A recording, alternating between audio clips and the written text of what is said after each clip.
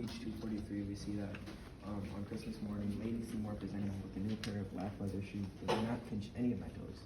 And then in the next sentence, Madam gave the soldier wise each a coin. She gave me nothing.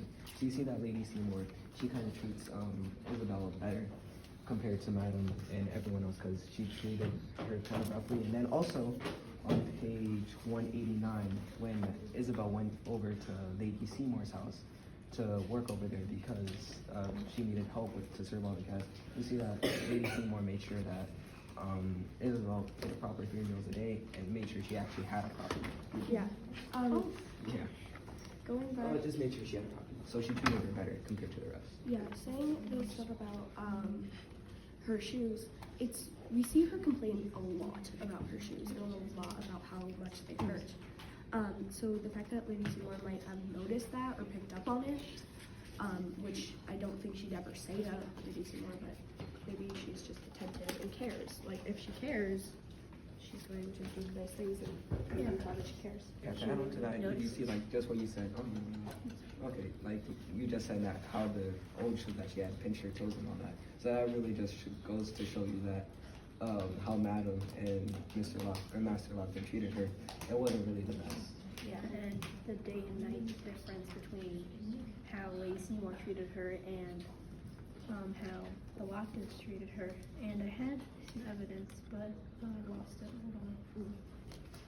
Yeah, here's what we were talking about. Lady Seymour made sure I eat a proper meal 3 times a day and let me sleep in a tiny attic chamber on the bed where I lived after my time in the stock. It says there were no mice nor worms on the floor when it rained, which proves that it's a much better place than where she is, where there is worms The and fact mice. that you have to prove that like there was no mice, there was no worms as a good thing, and like Not the bare minimum. is terrible of a lot of people do this. So my response was that masculine not obtained by Lord Astonishment. One of the ways Lady Seymour shows her kindness in chapter 44 is by giving Isabel a big bag of money before she runs away. So Isabel states when talking to Lady Seymour, "I'll put the money back for you." She shook her head from side to side, her mouth moving with rapid words. "I can keep it," I said hopefully. Another nod and another poignant stare at her husband because I saved his picture. She nodded again, a tear trickling down her cheek.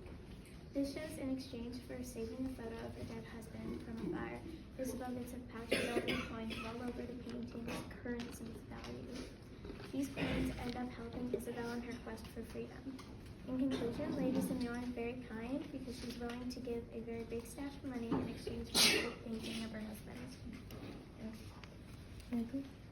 Should I share mine? Sure. What are some ways in Common Sense by Thomas Paine could have influenced Isabel throughout the book? So I don't think it like influenced her too much, but I'd noticed that it said how I don't know where this was exactly. It said like it kind of convinced her like when switching sides every time because she's like in the middle of the two nations. Yeah.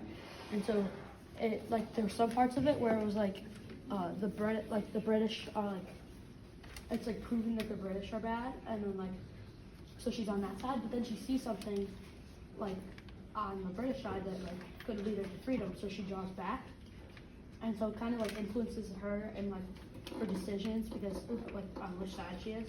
Yeah. Do you have a page that we can get? I know there's some evidence on chapter 44.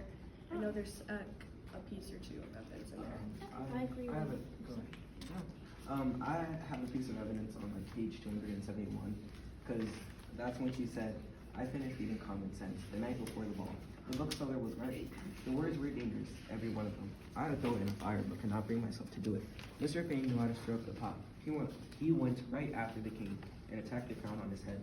So this really shows that Mr. Payne or Thomas Paine's words in Common Sense were really like getting to her. And we know that Common Sense is like theme was to like the colony should break away from Britain. Yeah, And or they're stay like, this way. yeah, so kind of like the main thing is freedom, and Isabel wants to be free. So this may just influence her later on to her escape, you know, because that's what Common Sense is about. Go ahead.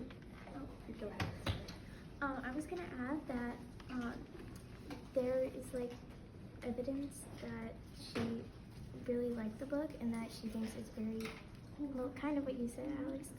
It's very like influential in a way that could change somebody's mind completely from one side to another. It's very powerful. So. This isn't my response yet, but I have something to add. On page 90, or 290, it says, I was halfway to the door when I saw a silk reticule hung from the back of a chair. There was coins in that bag, coins that would help a girl set on Walking Stone, South Carolina, but that was stealing from someone who showed me kindness, but no one stood up. I started reading the wrong paragraph. I'm so sorry. But somewhere on page 290, there is something that says she